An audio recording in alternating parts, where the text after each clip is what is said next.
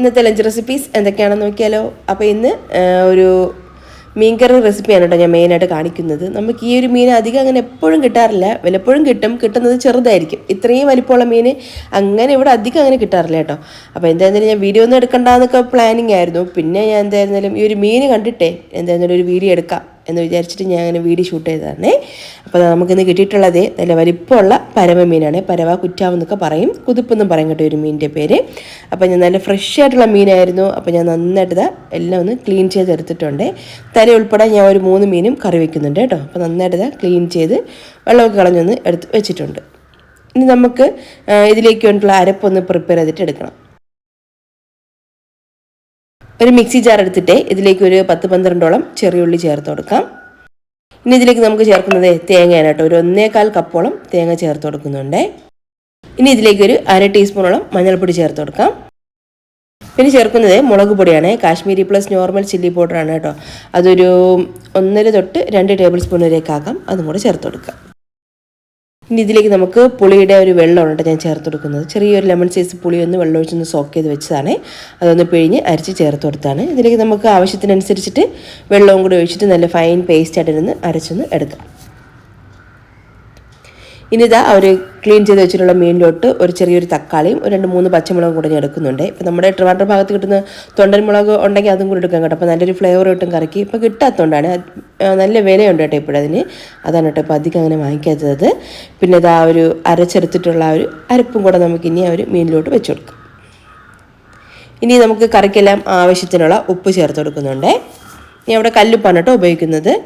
പിന്നെ നമുക്ക് ആ ഒരു മിക്സിയുടെ ജാറിൽ തന്നെ വെള്ളം എടുത്തിട്ട് അതും കൂടെ നമുക്ക് ഇതിലേക്ക് ഒഴിച്ചു കൊടുക്കാം. ഞാൻ അവിടെ ഒരു 2 തൊട്ട് 2.5-3 കപ്പ് വരെയൊക്കെ വെള്ളം ആകാം. നമ്മളൊരു 1.25 കപ്പ് തേങ്ങ അരച്ച് ചേർത്തിട്ടുണ്ടല്ലോ, അപ്പോൾ അതിനനുസരിച്ചിട്ട് വെള്ളം ചേർത്ത് കൊടുക്കണേ. ഇനി ഇതിലേക്ക് ഒരു 1/4 ടീസ്പൂണോളം ഉലുവ വറുത്ത് പൊടിച്ച് തന്നെ കേട്ടോ, അതും കൂടെ ചേർത്ത് കൊടുക്കാം. എന്നിട്ട് നന്നായിട്ട് ഇതെല്ലാം കൂടിയിട്ടൊന്ന് കൈ കൊണ്ട് നന്നായിട്ടൊന്ന് യോജിപ്പിച്ചെടുക്കാം കേട്ടോ. പിന്നെ അതുപോലെ തന്നെ ഇതിലേക്ക് ഞാൻ ഒരു 1-2 തണ്ട് കറിവേപ്പിലയും കൂടെ ചേർത്ത് കൊടുക്കുന്നുണ്ട്. ഇനി അടച്ച് വെച്ചിട്ട് ഒരു 10 തൊട്ട് 12 മിനിറ്റ് ഈ ഒരു മീൻ പെട്ടെന്ന് റെഡിയായി കിട്ടും. അപ്പോൾ നമുക്കൊരു 10 തൊട്ട് 12 മിനിറ്റ് നന്നായിട്ട് തിളപ്പിച്ചെടുക്കാം. ഈ ഒരു ടൈമിൽ നമുക്ക് ഉപ്പ് പുളിയൊക്കെ ഒന്ന് പാകമാണോ എന്ന് ചെക്ക് ചെയ്യാം. കുറവുണ്ടെങ്കിൽ അതിനനുസരിച്ച് നമുക്ക് ചേർത്ത് കൊടുത്താൽ മതിയാകും. അപ്പോൾ കറി ഒന്ന് നന്നായിട്ടൊന്ന് തിളച്ചൊന്ന് റെഡിയായി വരട്ടെ.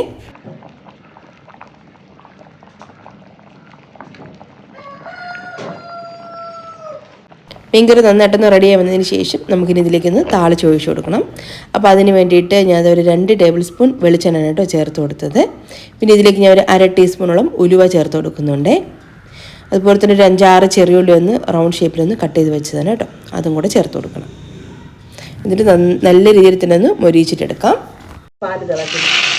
പാലിടാൻ പോയത് എന്നിട്ട് പുറത്തുനിന്ന് പാലെടുക്കാറുണ്ട്.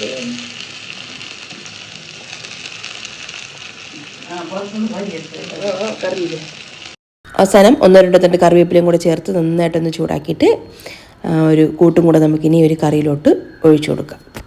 എന്നിട്ട് നമുക്ക് ഫ്ലെയിം ഓഫ് ചെയ്യണേ കറിയുടെ. ഒരു ഉള്ളി ഒന്ന് മൊരിഞ്ഞ് വരണേ, ഒരു ചെറിയൊരു ലൈറ്റ് ബ്രൗൺ കളറായി വരണം. എന്നിട്ട് വേണം നമ്മളിതിലേക്ക് ചേർത്ത് കൊടുക്കാൻ വേണ്ടിയിട്ട്. എന്നിട്ട് നമുക്കിത് ഫ്ലെയിമൊക്കെ അങ്ങ് ഓഫ് ചെയ്തിട്ട് അടച്ചൊന്നങ്ങ് മാറ്റി വയ്ക്കാം. ആ ഒരു ചട്ടിയിലുള്ള ചൂട് വരുന്ന തന്നെ ബാക്കിയും കൂടെ ഒന്നും കൂടെ ഒന്ന് കുക്കായി കിട്ടിക്കോളും കറി.